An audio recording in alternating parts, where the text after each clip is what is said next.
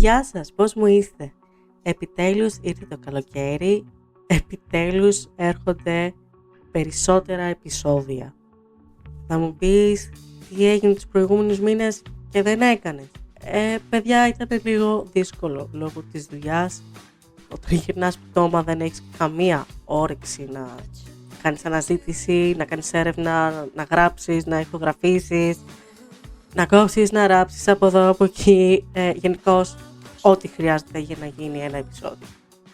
Αλλά πιστεύω να συνεχιστεί κάπως και μετά το καλοκαίρι, να βρω λίγο τους ρυθμούς μου, να χωρέσω καλύτερα στο πρόγραμμά μου και το podcast, γιατί είναι κάτι το οποίο ειλικρινά μου αρέσει πολύ και πιστεύω θα βρεθούν στο μέλλον πολλά επεισόδια τα οποία να είναι ενδιαφέροντα και για μένα και για εσάς. Πέρα από αυτό είναι λίγο περίεργο να ηχογραφείς όταν δεν είσαι στην άνεση του σπιτιού σου και είσαι κάπου αλλού.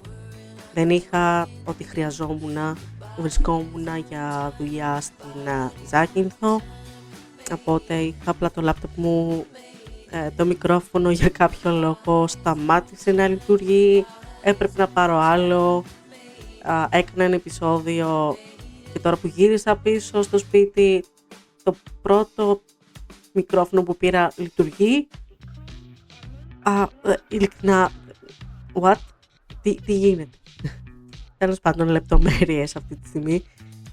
Λίγα λόγια για το νησί, γιατί είναι ένα πολύ ωραίο νησί με πολύ πράσινο, υπέροχες παραλίες. Πρέπει βέβαια να έχεις αυτοκίνητο για να πας σε αυτές ή αλλιώς να πάρεις κάποιο καραβάκι. Το καλό που έχει για τον χειμώνα κυρίως, γιατί εγώ ήμουν εκεί χειμώνα, περισσότερο είναι ότι υπάρχει κινηματογράφος, κάτι το πολύ σημαντικό για εμένα. Και πέρα από την υπέροχη θάλασσα και το πράσινο, έχει πολύ όμορφα χορδάκια. Το πιο αγαπημένο μου είναι το κερί, και έχει και υπέροχα καφέ στην πλατεία του κεριού. Συμπαθητικό νησάκι γενικώς η Ζάκυνθος, πολύ τουρισμό. Πάμε όμως να φύγουμε από αυτά και να ξεκινήσουμε επιτέλους με άλλο ένα επεισόδιο των Haunted Frequencies.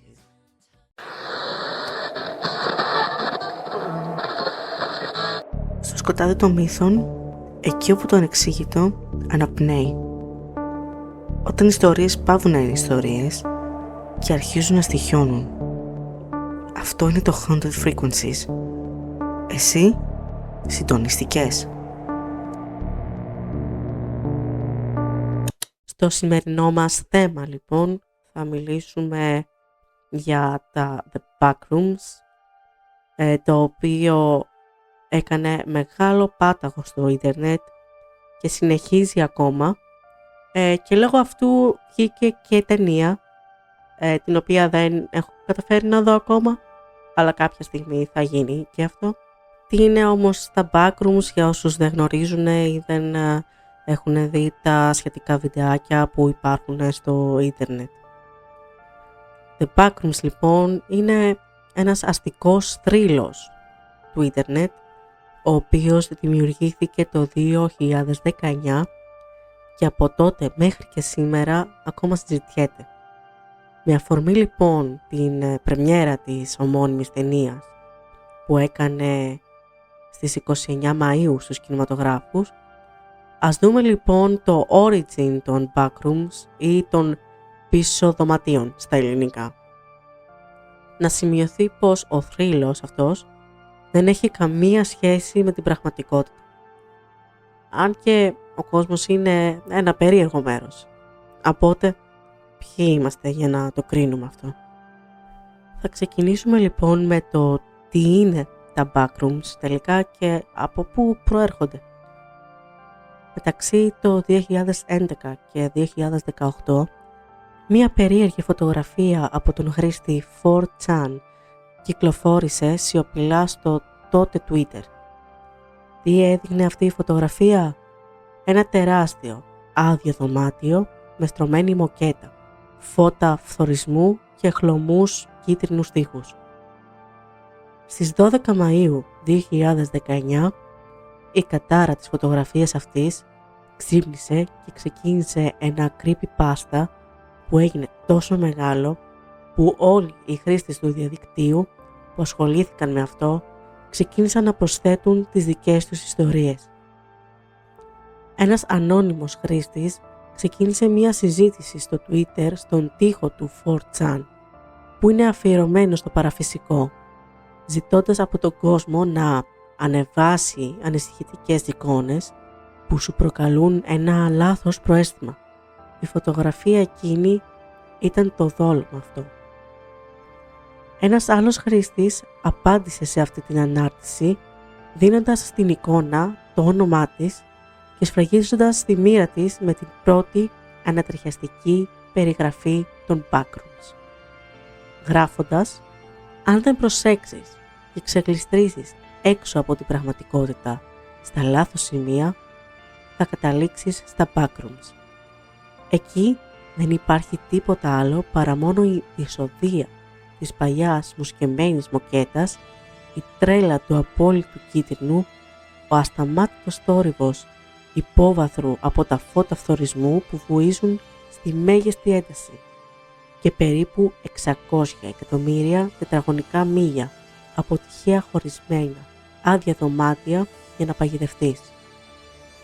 Ο Θεός να σε βοηθήσει αν ακούσεις κάτι να περιπλανιέται εκεί κοντά, γιατί να είσαι απόλυτα σίγουρος σε έχει ακούσει ήδη. Τι είναι το creepypasta θα μου πείτε? Μην ανησυχείτε, σας έχω για όσους δεν γνωρίζουν. Το creepypasta είναι σύντομες ιστορίες τρόμου ή αστικοί μύθοι που δημιουργούνται και διαδίδονται στο διαδίκτυο. Ο όρος προέρχεται από τις λέξεις creepy, δηλαδή τρομακτικό, και copypasta. Κείμενο δηλαδή που αντιγράφεται και επικολλάται συνεχώς σε φόρουμ. Οι ιστορίες αυτές προέρχονται από διάφορους χρήστες του ίντερνετ, κυρίως από τους χρήστες του Reddit, και περιλαμβάνουν την ιστορία που πολλές φορές παρουσιάζεται μαζί με μία φωτογραφία ή βίντεο μικρού μήκους, το οποίο αναδεικνύει μία φιγούρα αρκετά τρομακτική ή μυστηριώδες. Η αφήγηση των ιστοριών αυτών είναι συνήθως σαν κάτι το οποίο βίωσε ο ίδιος ο χρήστης. Η περιγραφή σαν να έχει γίνει στην πραγματικότητα. Τα πιο γνωστά creepypasta είναι αυτό του Slenderman, ο Jeff the Killer, The Russian Sleep Experiment και άλλα πολλά.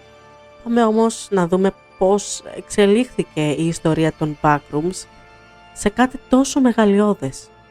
Σειρά λοιπόν έχει ο Kane Parsons, γνωστός στο YouTube ως Kane Pixels, που πήρε την ιδέα των backrooms και την έκανε πραγματικότητα, ανεβάζοντας το πρώτο του βίντεο μικρού μήκους τον Ιανουάριο του 2022 με τίτλο The Backrooms Found Footage.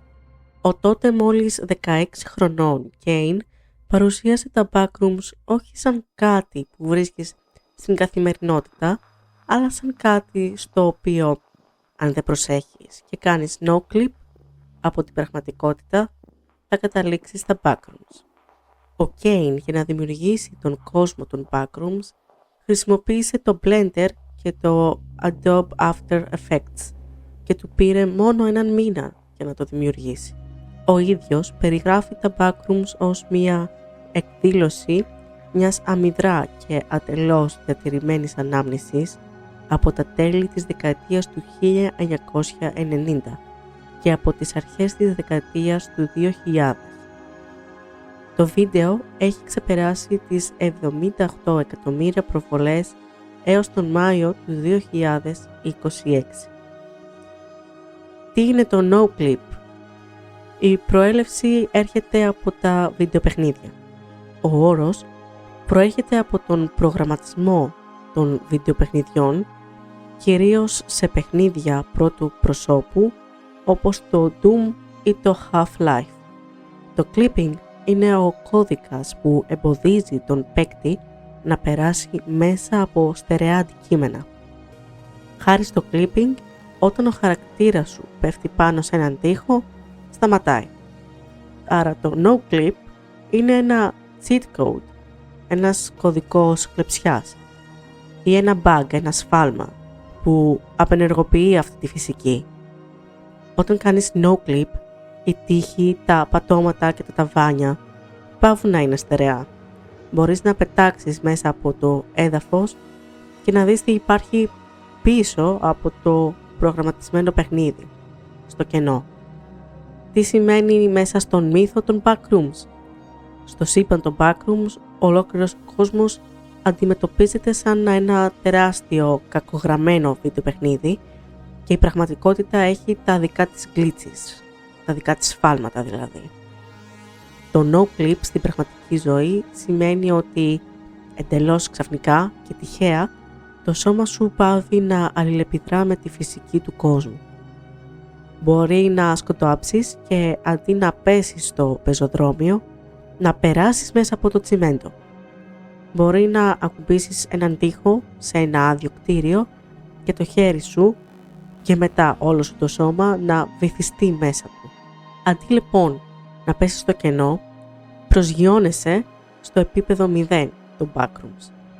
Έχεις βγει από τα όρια του δικού μας κόσμου, out of bounds, και έχεις εγκλωβιστεί στα σωθικά της πραγματικότητας. Σκεφτείτε λοιπόν την πραγματικότητα σαν ένα ψηφιακό πρόγραμμα.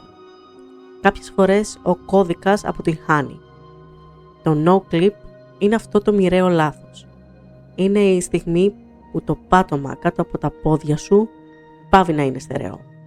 Δεν πέφτεις, απλώς γλιστράς μέσα από τα θεμέλια του κόσμου. Και όταν ανοίξεις τα μάτια σου, το μόνο που αντικρίζεις είναι κίτρινη τείχη και η μυρωδιά της βρεγμένης μοκέτας, χωρίς έξοδο, ατελείωτα επίπεδα και ίσως κάτι να σε κυνηγάει. Τα βίντεο του Kane είναι ακόμα διαθέσιμα στο κανάλι του με το όνομα Kane Pixels σε περίπτωση που θέλετε να τα δείτε. Συνεχίζοντας, θα πούμε για την ανατομία των backrooms. Όπως είπαμε λοιπόν πιο πριν, ο αστικός θρύλος αυτός πήρε τέτοιες διαστάσεις που δημιουργήθηκε μια κοινότητα στο Reddit και έτσι ο καθένας μπορεί να προσθέτει μια συνέχεια στην ιστορία ή κάποιο καινούριο επίπεδο των backrooms. Πόσα επίπεδα έχει? Τα αυθεντικά επίπεδα είναι 3, 0, 1 και 2. Αλλού ακούγεται πως είναι άπειρα. Στο The Backrooms Fandom είναι 9 και στο παιχνίδι Escape the Backrooms έχει πάνω από 30. Πώς είναι η ατμόσφαιρα? Με το που θα μπεις, θα δεις ένα κίτρινο ξεθοριασμένο δωμάτιο με φώτα φθορείου και στρωμένη μοκέτα. Δεν υπάρχουν έπιπλα, μα μόνο ατελείωτα δωμάτια. Είναι σαν ένας λαβύρινθος που ίσως από στιγμή σε στιγμή να υπάρξει κάποιο βελάκι που κάπου θα σε καθοδηγήσει ή γράμματα στον τοίχο από προηγούμενους επιζώντες. Στο κλίμα φαίνεται σαν να υπάρχει μούχλα και υγρασία και σίγουρα κάποια περίεργη μυρωδιά. Όχι κάτι τόσο τρομακτικό, αλλά σίγουρα αποκρουστικό. Πέρα από αυτό, όμως, υπάρχουν και κάποιο είδους πλάσματα στα backrooms. Λόγω του ότι πλέον αυτός ο αστικός μύθος έχει πάρει πολύ μεγάλες διαστάσεις με προσθήκες από όλο το ίντερνετ, οι κατηγορίες των πλασμάτων ποικίλουν. Στη μέση του πρώτου βίντεο βλέπουμε ένα ψηλό, πολύ λεπτό σαν ρομπότ με καλώδια και πολύ μακριά χέρια. Ένα πλάσμα περίεργο, το οποίο το κεφάλι του μοιάζει σαν κόρνα ή τηλεβόα ή σαν κάμερα. Κάτι τέτοιο δεν μπορούσα να ξεκαθαρίσω ακριβώς τι είναι και κάνει πολύ δυνατούς αποκρουστικούς ανατριχιαστικούς ήχους. Οι πιο επικίνδυνες οντότητες είναι οι εχθρικές οντότητες ή αλλιώς hostile predators. Δεν κυνηγούν για τροφή, κυνηγούν γιατί αυτό ξέρουν να κάνουν. Επόμενοι είναι οι skin stealers. Περιφέρονται φορώντας ανθρώπινο δέρμα σαν μάσκα μιμούμενοι κινήσεις και συμπεριφορές με μία αφύσικη ακρίβεια. Από μακριά μπορεί να μοιάζουν απόλυτα φυσιολογικοί. Από κοντά όμως κάτι δεν ταιριάζει. Το χαμόγελο μένει ακίνητο. Τα μάτια δεν ανοίγουν ποτέ. Και ύστερα υπάρχουν οι smilers. Δεν βλέπεις το σώμα τους, δεν βλέπεις τα μάτια τους, μόνο ένα τεράστιο φωτεινό χαμόγελο που αιωρείται μέσα στο σκοτάδι. Αν δεις ένα χαμόγελο να εμφανίζεται εκεί όπου πριν υπήρχε μόνο απόλυτο μαύρο, είναι ήδη πολύ αργά. Σε ορισμένα επίπεδα καροδοκούν οντότητες που δεν επιτίθενται άμεσα. Προτιμούν να σε ξεγελάσουν. Τα παράθυρα που φαίνονται υπερβολικά καθαρά. Οι πόρτες που εμφανίζονται εκεί που δεν υπήρχαν πριν. Οι φιλικές φιγούρες που σε κάνουν να τις ακολουθήσεις. Οι partygoers είναι ίσως το πιο γνωστό παράδειγμα. Θα σε χαιρετήσουν με ενθουσιασμό, θα σε προσκαλέσουν σε ένα πάρτι και αν δεχτείς την πρόσκληση, μπορεί να μην επιστρέψεις ποτέ. Όμως δεν είναι όλες οι οντότητες εχθρικές. Μερικές παρακολουθούν σιωπηλά, άλλες αποφεύγουν τους ανθρώπους. Υπάρχουν αναφορές για παράξενα όντα που εμπορεύονται αντικείμενα ή προσφέρουν πληροφορίες. Ακόμα κι έτσι, στα backrooms υπάρχει ένας άγραφος κανόνας. Αν κάτι φαίνεται ασφαλές, μην το εμπιστεύεσαι. Το πιο όμως ανησυχητικό είδος είναι ίσως οι facelings. Φιγούρες που μοιάζουν σχεδόν ανθρώπινες, αλλά δεν έχουν πρόσωπο. Μύτη, στόμα, μάτια δεν υπάρχουν, μόνο λίγο δέρμα, εκεί όπου θα έπρεπε να υπάρχουν χαρακτηριστικά. Κάτι σαν τον Slenderman. Περπατούν αργά στους διαδρόμους, αδιάφοροι για την παρουσία σου. Ή τουλάχιστον έτσι φαίνεται. Τι κάνει τα backrooms όμως τόσο ανατριχιαστικά? Εδώ θα περάσουμε σε θέμα ξεκάθαρα ψυχολογίας. Να προειδοποιήσω πως δεν έχω καμία σχέση με την ψυχολογία, δεν το έχω σπουδάσει, αλλά είναι κάτι που μου τραβάει σίγουρα το ενδιαφέρον. Ξεκινώντας λοιπόν, έχουμε να κάνουμε με liminal space ή αλλιώς μεταβατικούς χώρους. Τι είναι οι μεταβατικοί χώροι, ρωτάτε? Πάμε λίγο να το αναλύσουμε. Οι μεταβατικοί χώροι στην ψυχολογία και στην ψυχαναλυτική θεωρία. Ο όρος μεταβατικός χώρος, transitional space, εισήχθη από τον Βρετανό παιδίατρο και ψυχαναλυτή Donald Winnicott στο πλαίσιο της θεωρίας του για την ψυχοσυναισθηματική ανάπτυξη. Αναφέρεται σε μία ενδιάμεση ψυχική περιοχή εμπειρίας, η οποία διαμεσολαβεί μεταξύ της εσωτερικής πραγματικότητας του ατόμου, που περιλαμβάνει φαντασιώσεις, επιθυμίες, αναπαραστάσεις και συναισθήματα της εξωτερικής αντικειμενικής πραγματικότητας του περιβάλλοντος. Σύμφωνα με τον Winnicott, ο μεταβατικός χώρος δεν ανήκει αποκλειστικά ούτε στο υπεκειμενικό ούτε στον αντικειμενικό κόσμο. Αντίθετα, συνιστά ένα πεδίο αλληλεπίδρασης και δημιουργικής διαπραγμάτευσης μεταξύ των δύο, μέσα στο οποίο το άτομο μπορεί να επεξεργάζεται εμπειρίες, να αναπτύσσει συμβολικές λειτουργίες και να οικοδομεί σταδιακά μια συνεκτική αίσθηση ταυτότητας.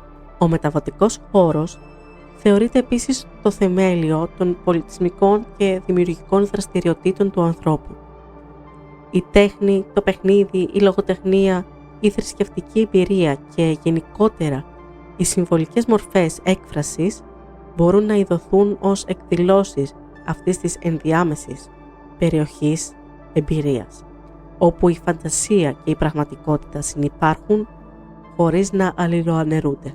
Από αναπτυξιακή και κλινική σκοπιά, η ύπαρξη ενός επαρκώς διαμορφωμένου μεταβατικού χώρου θεωρείται κρίσιμη για την ψυχική υγεία, καθώς διευκολύνει τη δημιουργικότητα, την προσαρμοστικότητα, τη συμβολική σκέψη και την ικανότητα του ατόμου να διαχειρίζεται την αβεβαιότητα και τις μεταβαλλόμενες απαιτήσεις της πραγματικότητας. Σε αυτό το σημείο έχω να πω πως και που το διαβάζω και εγώ μπερδεύτηκα λίγο. Είναι γραμμένο πολύ ωραία, αλλά με λίγα λόγια, για να το καταλάβουμε όλοι μας καλύτερα, η μεταβατική χώρη είναι ένα ενδιάμεσο σημείο ανάμεσα σε αυτό που υπάρχει μέσα στο μυαλό μας και σε αυτό που υπάρχει στον πραγματικό κόσμο. Ο Winnicott λοιπόν είπε ότι όλοι οι άνθρωποι έχουν μία τέτοια ενδιάμεση ζώνη στη σκέψη τους, όπου μπορούμε να παίζουμε, να φανταζόμαστε και να δημιουργούμε χωρίς να μπερδεύουμε τελείως την φαντασία με την πραγματικότητα. Αυτή είναι μία μικρή αλλά επαρκής ανάλυση από την πλευρά της ψυχολογίας, αλλά εμείς μιλάμε για το διαδίκτυο, έτσι δεν είναι? Παραπάνω μιλήσαμε για transitional space. Εδώ όμως θέλουμε να αναπτύξουμε το θέμα των liminal spaces. Τον τελευταίο καιρό ο όρος έχει διαδοθεί ευρέως στο διαδίκτυο ως liminal spaces, συνδεόμενος με την αισθητική της ερήμωσης, της φωτογραφίας και του υπόγειου τρόμου. Περιγράφει χώρους που κανονικά προορίζονται μόνο για μετάβαση, παύλα περάσματα χωρίς ταυτότητα, όπως άδειοι διαδρόμοι ξενοδοχείων, εμπορικά κέντρα που έχουν κλείσει για τη νύχτα, σταθμοί, αεροδρόμια ή σχολικά κτίρια εκτός λειτουργίας. Χώροι που υπάρχουν για να τους διασχίζεις, όχι για να μένεις. Όταν όμως αυτοί οι χώροι αδειάσουν πλήρως από ανθρώπινη παρουσία, κάτι αλλάζει. Η σιωπή γίνεται βαριά, σχεδόν αφύσικη. Τα φώτα μοιάζουν να μένουν αναμένα χωρίς λόγο. Ο χρόνος χάνει τη συνοχή του. Αυτή η απόκοσμη ερημιά προκαλεί ένα παράξενο μείγμα συναισθημάτων, μία ανεξήγητη νοσταλγία για κάτι που δεν έζησες ποτέ, ένα αίσθημα αποξένωσης και συχνά μία λεπτή υπόγεια ανησυχία, σαν ο χώρος να περιμένει κάτι να επιστρέψει, κάτι να εμφανιστεί. Και το πιο ανησυχητικό είναι ότι αυτοί οι χώροι δεν φαίνονται κατελελειμμένοι, απλώς φαίνονται σε αναμονή. Αυτό που φοβόμαστε λοιπόν τι είναι? Δεν είναι ο χώρος που μας φοβίζει από μόνος του, αλλά το τι σημαίνει άδειος χώρος στον εγκέφαλο. Και κάπου εκεί αρχίζει το περίεργο. Γιατί ο εγκέφαλός μας έχει μάθει να περιμένει ανθρώπους, κίνηση, φωνές, παρουσία. Όταν όμως όλα αυτά εξαφανίζονται, δεν το επεξεργάζεται σαν κάτι ουδέτερο. Το επεξεργάζεται σαν σφάλμα. Ότι κάτι δεν πάει καλά εδώ. Η σιωπή σε τέτοιους χώρους δεν είναι απλώς απουσία ήχου. Γίνεται κάτι πιο έντονο. Σαν να έχει βάρος, σαν να γεμίζει το κενό αντί να το αδειάζει. Και τότε έρχεται η αβεβαιότητα. Γιατί δεν υπάρχει κανείς εδώ? Τι συμβαίνει? Θα έπρεπε να είμαι μόνος μου? Ο φόβος δεν γεννιέται από κάτι που βλέπουμε. Γεννιέται από κάτι που λείπει. Οι μεταβατικοί χώροι παίζουν ακριβώς με αυτό το κενό. Με την αίσθηση ότι κάτι έπρεπε να υπάρχει, αλλά δεν υπάρχει πια. Και ο εγκέφαλος, προσπαθώντας να γεμίσει τα κενά, αρχίζει να δημιουργεί σενάρια. Όχι απαραίτητα ρεαλιστικά, αλλά πιθανά. Και ίσως αυτό να είναι το πιο ανησυχητικό στοιχείο τους. Δεν είναι ότι κάτι σε κυνηγάει. Είναι ότι ο κόσμος γύρω σου μοιάζει να έχει ξεχάσει ότι είσαι εκεί. Είναι λοιπόν τα backrooms τόσο τρομακτικά? Εξαρτάται πώς το βλέπει ο καθένας. Δεν υπάρχει σωστή ή λάθος απάντηση. Μπορεί να μην είναι κάτι τόσο τρομακτικό, αλλά σίγουρα ακούγεται επικίνδυνο. Ούτως ή άλλως, είναι ένας διαδικτυακός αστικός θρύλος με σκοπό να διασκεδάσει, να τρομάξει και να δημιουργήσει θεωρίες συνωμοσίας, που ναι υπάρχουν πολλές. Είναι ίσως κάτι σαν το Matrix, που δεν διαλέγεις να πάρεις το κόκκινο χάπι ώστε να μπορέσεις να ταξιδεύεις από την εικονική πραγματικότητα στην αληθινό κόσμο. Τα backrooms είναι κάτι στο οποίο μπορείς να μπεις αν στη ζωή σου γίνει ένα glitch.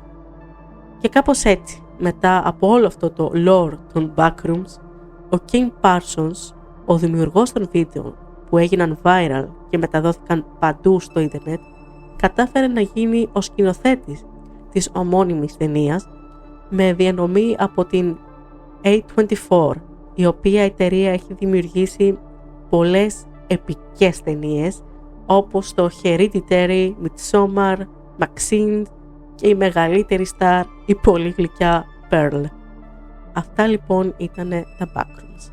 Πείτε μου στα σχόλια αν είδατε την ταινία και αν σας άρεσε ή ποιες είναι οι σκέψεις σας γύρω στο θέμα αυτό. Γνωρίζετε κάποια θεωρία και αν θα θέλετε κάποια στιγμή στο μέλλον να γίνει κάποιο επεισόδιο αφιερωμένο στα creepypasta. Μέχρι το επόμενο επεισόδιο μην σταματάτε να αναζητάτε το ανεξήγητο. Τα λέμε στην επόμενη συχνότητα.